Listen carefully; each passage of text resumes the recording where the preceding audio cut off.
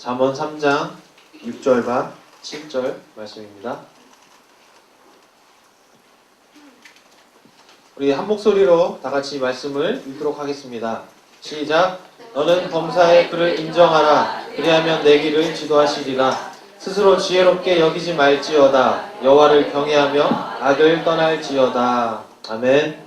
자, 오늘은 그리스도인의 이성규제에 대해서 과연 그리스도인이라면 이성규제를 어떻게 해야 되고 그것에 대해서 어떤 시각으로 바라봐야 하는지, 그리고 하나님 기뻐하시는 이성규제는 무엇인지 말씀을 통해서 한번 알아보도록 하겠습니다.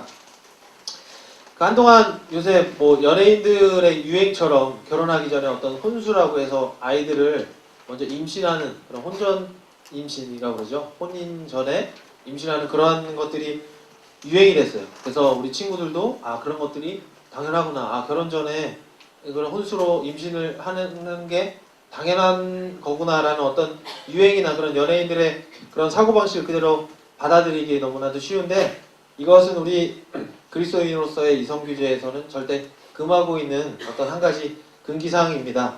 자, 그렇다면 성경에서는 왜 남편과 여자를 두어서 결혼을 하게 했고, 그런 과정 속에서 이성규제를 통해서 하나님 어떤 것을 원하시는지 우리가 한번 말씀을 통해서 알아보도록 하겠습니다. 참 어떻게 보면 세상의 어떤 풍조와는 정말 다르고, 어떻게 보면 되게 고리타분하네. 어떻게 이렇게 이럴 수가 있지라고 생각할 수가 있는데, 우리가 세상을 살지만 그리스도인으로서 살아가는 것은 말씀을 기본으로 살기 때문에 우리가 말씀대로 모든 것을 살아가는 것은 당연한 것입니다. 그래서 오늘 말씀 우리가 본 것처럼 범사의 그를 인정하라. 우리가 삶의 어떤 부분에서 이성규제나 어떤 여러 가지 사회적인 부분에서도 주님을 인정하고 하라는 것입니다. 그래서 스스로 지혜롭게 여기지 말고 항상 여호와를 경외하면서 악에서 떠나지 말라는 것이 하나님이 우리에게 주신 말씀입니다. 그렇다면 하나님께서 왜 우리들에게 이런 이성규제와 어떤 만남, 결혼을 하게 하셨는지 우리가 말씀을 통해서 한번 알아보도록 하겠습니다. 여러분들 아담과 하와는 잘 아시죠? 그러면 아담을 먼저 창조했는데, 아담을 이제 혼자 에덴 동산에 두어서 살게 했어요. 근데 하나님이 보시기에 좀 모자란 것 같아. 혼자 밥도 잘 못 해먹고 혼자 좀 생활을 잘 못하는 거예요. 그래서 창세기 2장 18절에 어떤 말씀을 하셨냐면, 자, 말씀 같이 읽겠습니다. 시작.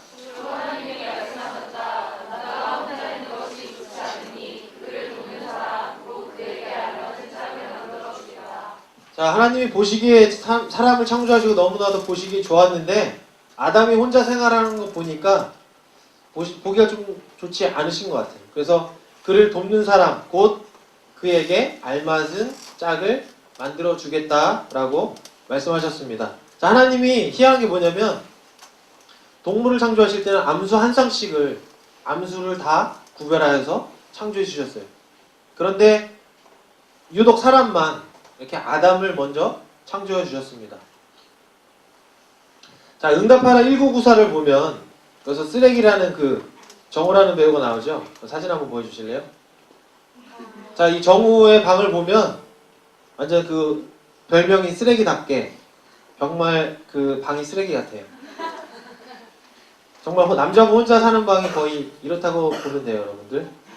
이렇지 않은 깔끔한 분들도 있지만, 남자들 혼자 살게 되면은 그런 정리나 어떤 개념이 별로 없기 때문에 어떤 뱀이 허물을 벗듯이 그냥 자기가 가는 동선만 이렇게 하게 되는 경우를 볼 수 있습니다. 그런데 이런 쓰레기를 항상 도와주는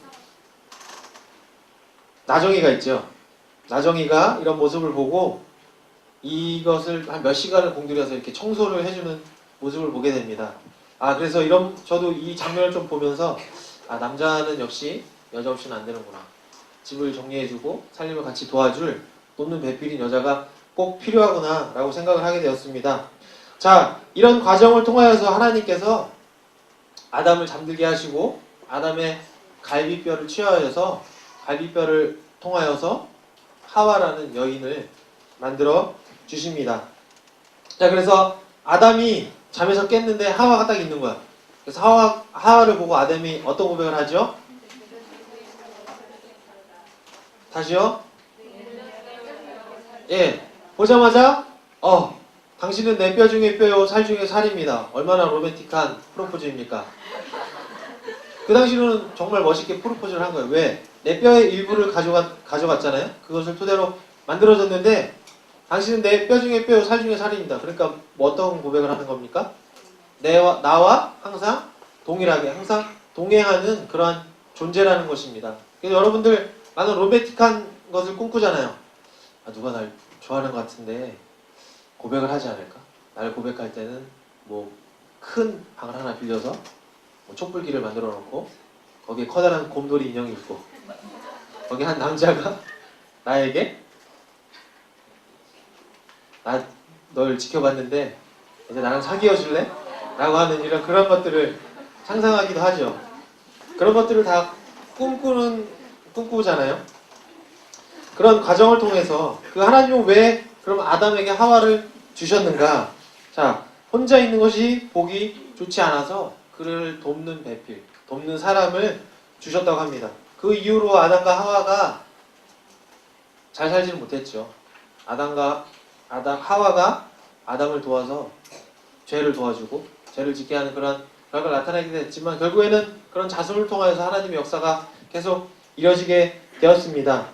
자, 그렇다면 그런 결혼의 과정, 우리가 이성교제를 하는 과정을 어떤 내가 단순히 외로워서 어떤 즐기기 위한 과정이 아니라 하나님의 관점에서 보면 하나님께서 주신 나에게 돕는 배필을 만나는 과정이죠.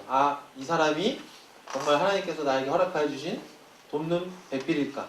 물론 이성교제를 하지 않으려는 게 아니에요. 물론 정말 돕는 배필을 바로 만나서 결혼하는 거 좋지만 그렇지도 않을 수가 있기 때문에 그런 과정 속에서 우리가 어떤 정도 선을 지키면서 그런 과정을 나아가야 한다는 것입니다. 자, 그렇다면 무조건 결혼만 해야 되나? 나는 독신으로 살고 싶은데 나는 혼자 사는 게 좋은데? 나는 그러한 사람이 있을 수가 있어요.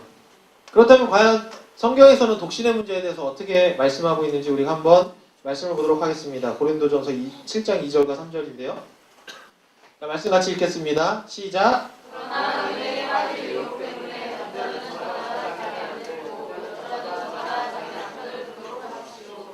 남편은 아내에게 남편으로서의 의무를 다하고 아내도 그와 같이 남편에게 아내로서의 의무를 다하도록 하십시오. 자, 이 고린도전서의 사도 바울이 그 당시가 너무나도 음란한 시대였어요. 그래서 많은 남자들이 자기가 부인이 있음에도 불구하고 여러 사람들과 뭔가 음란한 행위를 하고 그렇게 했습니다. 그리고 결혼을 안 하고도 자기 어떤 성적 만족을 위해서 여자들과 어떤 성관계를 하는 그런 음행을 벌였는데 바울이 이런 말을 해요. 너희가 그런 결혼하지도 않고 다른 여자들과 그런 음행을 함을 통해서 죄를 지을 수 있기 때문에 남자는 저마다 자기 아내를 두고 여자도 저마다 자기 남편을 두어서 남편은 아내에게 남편의 의무를 다하고 아내도 그와 같이 남편으로서의 아내로서의 의무를 다하도록 하라고 그렇게 말씀하고 있는 겁니다. 근데 바울이 또 결혼하지 않는 남자들과 과부들에게 이렇게 말씀하는데 제가 말씀 읽겠습니다. 나처럼 그냥 지내는 것이 그들에게 좋습니다.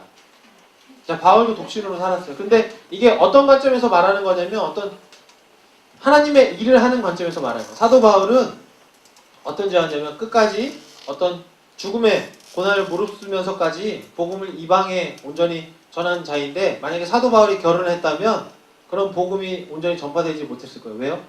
내 처자식이 있는데? 내 아들들을 먹여 살려야 되는데?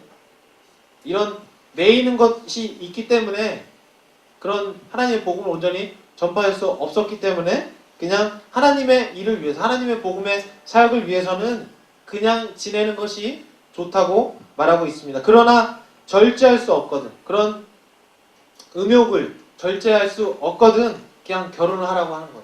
그래서 욕정에 불타는 것보다는 욕정을 위해 불타서 죄를 짓는 것보다는 그냥 결혼해서 가정을 꾸려서 잘 사는 것이 좋다고 이렇게 말씀하고 있습니다. 하지만 결혼한 사람들에게도 분명한 책임이 있어요. 그것이 무엇이냐면 아내는 남편과 헤어지지 말아야 합니다. 주님이 짝지어 주신 결혼의 과정이기 때문에 절대로 한번 결혼했으면 절대로 헤어지지 말아야 한다는 것. 그렇기 때문에 결혼이라는 것이 어떤 쉽게 이 사람과 살아보고 아니면 또 다시 결혼하고 이런 게 아니라 정말 하나님께서 지어주신 그런 귀한 과정이기 때문에 귀한 짝이기 때문에 한번 결혼했으면 그런 결혼 관계를 물을 수 없다는 것을 우리에게 분명히 말씀해 주고 있습니다. 그렇기 때문에 어떤 이성규제의 과정, 결혼을 통한 그런 이성규제의 만남의 과정이 엄청나게 신중해지겠죠. 그리고 하나님께 날마다 기도하면서 이 사람이 나에게 정해주신 돕는 배필인지를 한번 물으면서 그렇게 나아가는 귀한 과정이라는 것을 우리가 알아야 합니다. 자, 우리가 독신으로 사는 것도 어떻게 보면 하나님의 영광을 위해서 산다면 그것도 가능하다는 것이에요. 하지만 독신으로 사는 것이 뭐 지금 뭐해? 어차피 한 60년, 70년밖에 못 사는데 그거 내가 뼈 빠지게 벌어가지고 자식 새끼들 다 먹이고 내 아내 먹여 사는 것보다 그냥 나를 위해서, 나의 만족을 위해서 그냥 좀 외롭지만 그냥 나의 만족을 위해서 좀 더 나에게 투자하는 게 좋지 않을까? 이렇게 산다는 것은 옳지 않다는 거예요. 독신으로 사는 것도 하나님의 어떤 영광을 위해서, 자기 시간을 자신을 위해서 쓰는 것이 아니라 더욱더 하나님의 영광을 위해서 쓰기 위해서 내가 이렇게 독신으로 살기로 원했다면 그것도 하나님께서 기쁘게 받으신다는 겁니다. 하지만 그것을 절제할 수 없고 내가 독신으로 그렇게 살 이유가 없다면 결혼을 통하여서 하나님 주신 가정을 통하여서 또 하나님께 영광 돌리며 살아야 한다는 것입니다. 그래서 하나님께서 우리에게 결혼하려고 남자와 여자를 허락하여 주시는 것은 돕는 배필, 서로에게 도움이 되는, 도움을 통하여서 하나님의 가정을 이뤄나가는 그런 돕는 배필이라는 것을 우리가 분명히 알아야 합니다. 제가 결혼해서 살아보니까 남자와 여자는 정말 달라요. 같은 것을 보아도 이 핸드폰을 봐도 남자는 이것은 스펙이 어떻고 가격이 어떻고 그런 거고, 여자는 이 물건을 볼 때 어떻게 봅니까? 이것을 봤을 때 이쁜가? 디자인이 이쁜가? 그리고 이게 셀카가 잘 돼서 내가 내 얼굴을 잘 확인할 수 있나? 약간 이런 어떤 감성적인 부분에 대해서 볼 수가 있어요. 그렇기 때문에 저도 항상 부딪히는 것이 있어요. 왜 그러냐면 같은 것을 봐도 관점이 다르기 때문에. 하지만 그런 과정을 통하여서 서로를 인정하고 서로의 어떤 채울 수 없는 어떤 자신의 단점들을 서로 보완해주는 그러한 존재이기 때문에 이런 돕는 배필에 대한 것들을 여러분이 분명히 잘 알아야 됩니다. 여러분들 사람 인자 그 한자 잘 아시죠? 사람 인자가 이렇게 돼 있죠? 하나는 이렇게 비스듬히 돼 있고 하나는 이렇게 받쳐주는. 그러니까 어떻게 보면 사람이라는 것 자체도 혼자 살 수 없는 존재, 서로의 도움을 주면서 이렇게 서 있는 존재가 바로 사람이라는 것입니다. 자, 그렇다면 첫 번째는 우리에게 아내와 남편을 주신 이유가 돕는 배필인 건데, 그럼 두 번째로는 어떤 관계냐면 서로에게 위로를 주는 어떤 존재라는 것입니다. 자, 결혼하지 않고 혼자 사는 사람들의 가장 큰 외로움을 들어보면 집에 들어갔을 때 아무도 반겨주지 않는, 그리고 꺼져 있는 그런 불빛. 그래서 뭐 애완견을 많이 키우죠. 그래서 문을 열면 애완견이 달려서 나를 반겨주고 그런 것들을 대리적으로 하는데, 그리고 가장 외롭고 힘든 것은 내가 아플 때 누워있는데 아무도 나를 간호해주지 않을 때, 그런 것들이 가장 큰 고통이라고 합니다. 자, 성경에 보면 아브라함의 아들 이삭 이야기가 나오는데, 아브라함이 자기 아들의 신부감을 고를 때 정말 세상 사람들과 이방신을 섬기는 사람들과 결혼시키고 싶지 않은 거예요. 그래서 그런 친척 중에 정말 믿음이 있는 신실한 그런 아내감을 고르기 위해서 자기 종에게 명령을 합니다. 부탁을 합니다. 내가 지금 이삭에게 아내를 지금 소개시켜 줄 건데 정말 너가 기도함을 통해서 하나님의 선하신 뜻에 따라서, 인도하심에 따라서 그 아내를 너가 구해오도록 하여라. 그래서 그 종이 그 아브라함의 명을 따라서 그 이삭의 아내를 찾으러 이렇게 길을 떠나게 됩니다. 하나님의 도심에 따라서 종이 그 기도한 대로 하나님께서 그 길을 인도해 주시는데, 그 아브라함의 동생 나홀의 아내인 밀가의 아들 부두엘의 딸인 리브가를 만나게 됩니다. 정말 좀 족보가 얽혀 있죠.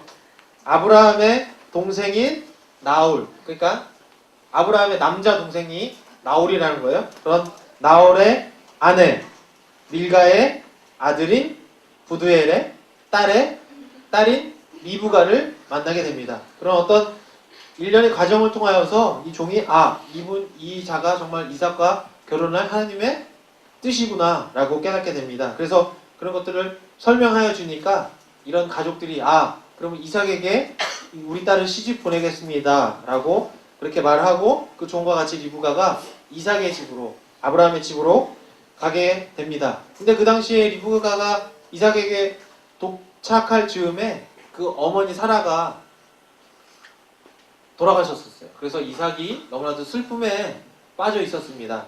근데 말씀에 보면 이런 말씀이 있습니다. 창세기 24장 67절에 보면 우리 말씀을 같이 보도록 하겠습니다. 시작.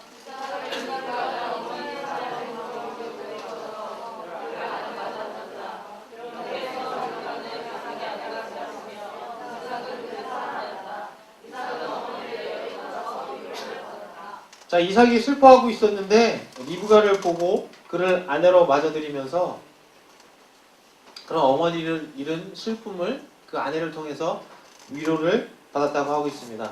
자, 남편과 아내라는 것 돕는 배필이기도 하고 서로의 어떤 아픔과 슬픔이 있을 때 서로를 위로해주는 어떤 버팀목이 되는 그런 힘이 되는 위로의 사람이라는 것입니다. 그리고 세 번째로는 어떤 열정과 행복을 우리에게 준다는 것입니다. 자, 아가서를 보면 사랑에 대한 표현이 엄청 많이 나오는데 그 아가서의 주인공이 누구냐면 솔로몬 왕과 그 다음에 어떤 소장농의 딸인 그런 술람미 여인의 그런 사랑의 내용에 대해서 이제 노래하고 있는 것입니다. 어떻게 보면 신분을 초월하는 사랑이에요. 솔로몬이 왕인데 어떤 천한 목동에 분장을 하고 이제 세상으로 잠깐 나갑니다. 그런데 세상을 이렇게 벌리다 보니까 어느 그 여인이 너무나도 이쁜 거예요. 검게 그슬린 그런 어떤 술람미 여인에게 첫눈에 반한 거예요. 어떤 신분을 초월한 그런 사랑. 그래서 그 어떤 고백을 하냐면 우리 아가서 2장 10절 말씀 같이 보도록 하겠습니다. 시작.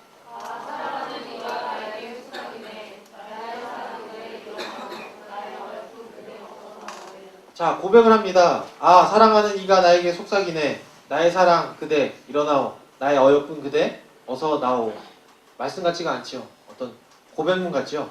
그런 것처럼 이 솔로몬 왕이 그 여인이 너무나도 이쁘고 사랑스러워서 이런 고백을 하고 있는 겁니다. 어떤 신분을 뛰어넘는 어떤 사랑을 통하여서 자신의 사랑의 어떤 열정 그리고 그 여인을 통하여서 그 여인의 사랑을 얻기 위한 어떤 행복감을 이렇게 말씀을 통해서 표현하고 있습니다. 그렇다면 우리가 이런 돕는 배필의 존재 그리고 위로를 얻기 위한 존재 어떤 우리의 열정과 행복을 채워주기 위한 어떤 이런 존재를 얻기 위해서는 우리가 반드시 갖춰야 할 덕목이 있습니다. 그 첫 번째로 무엇이냐면 인내의 시간이에요.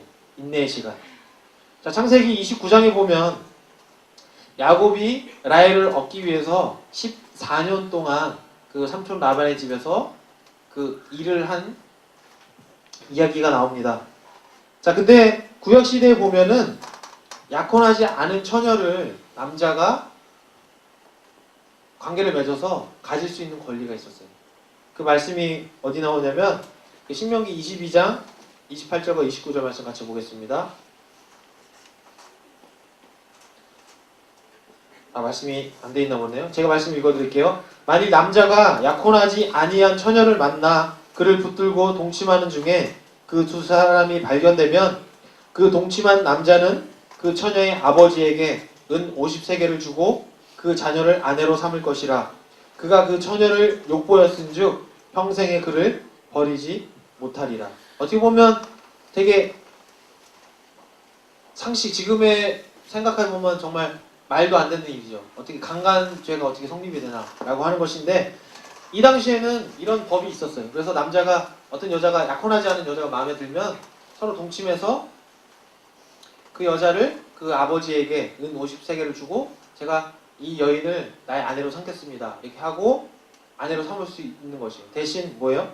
끝까지 버리지 못하는 그런 약속이 있다는 것입니다. 물론 야곱도 라헬을 사랑했기 때문에 이렇게 강제적으로 이렇게 취할 수 있는 능력도 있었습니다. 하지만 야곱은 라헬을 너무나도 사랑했기 때문에 그런 14년의 시간을 정말로 기쁨으로 잘 버티고 결국에는 그런 정말 사랑하는 라헬을 얻게 됩니다. 그래서 창세기 29장 20절에 보면 그 7년의 시간을 어떻게 보냈는지 이렇게 말씀하고 있습니다. 네, 말씀 띄워주세요. 말씀 같이 읽겠습니다. 시작.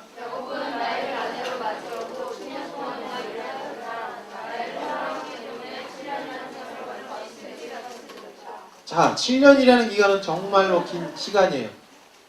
그 사랑하는 여인을 위해서 7년 동안을 어떻게 생각합니까?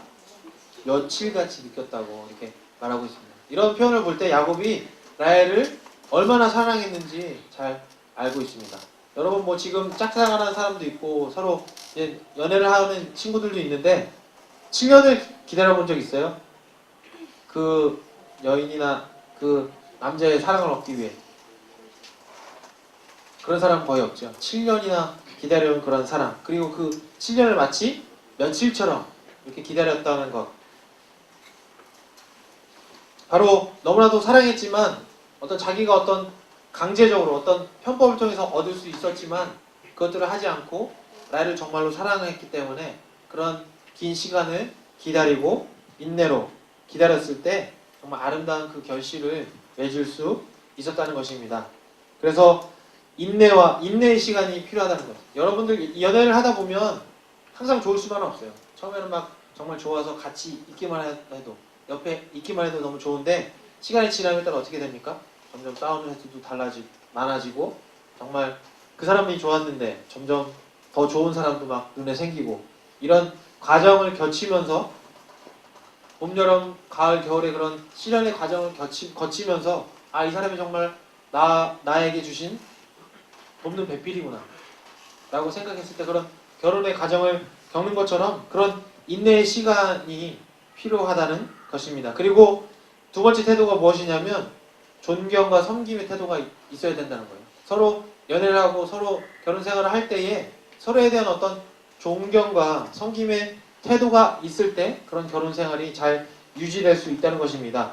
사무엘상 25장에 보면 다윗이 사울의 어떤 시기를 따라서 쫓겨다니고 있었을 때 나발이라는 사람의 양떼를 어떻게 지켜서 구해준 적이 있었습니다. 그래서 그런 은혜를 줬기 때문에 다윗이 나발에게 약간의 호의를 베풀어 줄 것을 우리가 지금 쫓기고 있으니까 우리에게 약간의 음식을 제공해 달라고 어떤 부탁을 하게 됩니다. 그런데 그 나발이 그런 은혜를 모르고 그것을 거절했어요. 그래서 다윗이 빠기 쳤죠. 그래서 다윗이 열받아가지고 군사를 이끌고 그 나발의 모든 소유를 치려고 이렇게 가고 있었습니다. 그런데 그 나발의 아내 아비가일이라는 인물이 있었는데 이 아내가 너무나도 지혜로워서 그 소식을 듣고 음식을 급하게 싸서 다윗에게 달려갑니다. 그리고 다윗에게 달려가서 무릎을 꿇고 우리 남편이 잘못한 것에 대해서 사죄를 하고 좋게 일을 마무리 짓습니다. 그래서 다윗이 그 아비가일이 그런 현명한 그런 지혜의 모습이 너무나도 좋았던가 봐요. 그래서 나발이 죽었어요. 그 죽은 후에 다윗이 그 아비가일을 정식적인 아내로 맞아들이게 됩니다.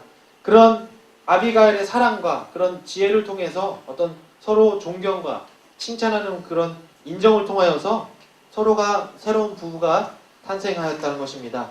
자, 하나님이 남자와 여자를 창조하신 이유는 분명합니다. 우리가 지금 세상의 세태를 보면 어떤 결혼하는 것이 어떻게 보면 서로의 마음에 맞았다가 마음에 맞지 않으면 그냥 헤어지고 혼전 임신이라고 해서 어떤 혼인 전에 성관계를 통해서 아이도 낳고 쉽게 지워버리고 이런 것들을 아무 가감 없이 아무런 도덕적인 양심의 가책도 없이 이렇게 하게 되는데 우리 친구들은 하나님의 말씀을 근거하여서 이런 것들을 올바로 봐야 합니다. 자, 하나님은 올바른 그런 이성교제, 어떤 남편과 아내의 관계를 통하여서 하나님은 우리를 통해서 영광 받으시기 원합니다. 그래서 고린도전서 6장 18절과 20절의 말씀을 보면 이런 것에 대해서 말씀하고 있습니다. 말씀 같이 읽겠습니다. 시작. 몸 밖에 있는 것이지만 음행을 하는 자는 자기 몸에다가 죄를 짓는 것입니다. 여러분의 몸은 여러분 안에 계신 성령의 성전이라는 것을 알지 못합니까? 여러분은 성령을 하나님으로부터 받아서 모시고 있습니다. 여러분 자신의 것이 아닙니다. 여러분은 하나님께서 값을 치르고 사들인 사람입니다. 그러므로 여러분의 몸으로 하나님을 영화롭게 하십시오. 자, 우리의 몸도 거룩한 하나님의 성령의 성전이라는 것입니다. 그렇기 때문에 우리가 죄를 지으면 안 되는 것이죠. 그렇기 때문에 어떤 음행하는 것, 어떤 음욕을 하는 것, 우리가 몸을 통하여서 어떤 죄를 짓는 것도 하나님이 기뻐하시지 않는다는 것입니다. 그래서 마지막 절에 보면 여러분의 몸으로 하나님을 영화롭게 하십시오. 우리의 몸을 통해서도 하나님이 기뻐하시는, 하나님이 영광 받으시는 그런 일을 하라고 분명히 말씀하고 있습니다. 이 시간 말씀을 마무리하도록 하겠습니다. 찬양팀 나오시고요. 자, 왜 그러면 우리가 하나님의 몸, 우리의 몸으로 하나님을 영화롭게 해야 합니까? 하나님께서 우리를 값으로 치르고 사들인 사람이라는 것을 우리가 분명히 알아야 합니다. 하나님께서 우리를 하나님의 자녀로 삼으실 때 그런 예수 그리스도를 통하여서 그런 피값을 지시고 분명히 우리를 사 드렸다는 것입니다. 여러분들이 그런 것들을 온전히 알 때에 내 몸 또한 하나님의 거룩한 성전이구나. 우리가 어떤 이성교제나 여러 가지 어떤 행동을 통하여서도 우리의 몸을 통하여서도 죄를 지으면 안 되는 것이다. 우리의 몸을 통하여서도 하나님께 영광을 돌리는 그런 존재가 되어야 한다. 이것을 우리가 분명히 알아야 합니다. 우리의 몸은 거룩한 성전입니다. 교회입니다. 무분별한 어떤 교제로 인하여서 우리의 교회 공동체를 파괴하거나 남에게 어떤 상처를 주는 그런 일은 없어야 할 것입니다. 우리가 하나님의 자녀이기 때문에 우리가 우리의 몸으로 하나님께 영광 돌리며 살아가는 우리 친구들이 되기를 간절히 축복합니다. 우리 시간 찬양하고 기도하시겠습니다.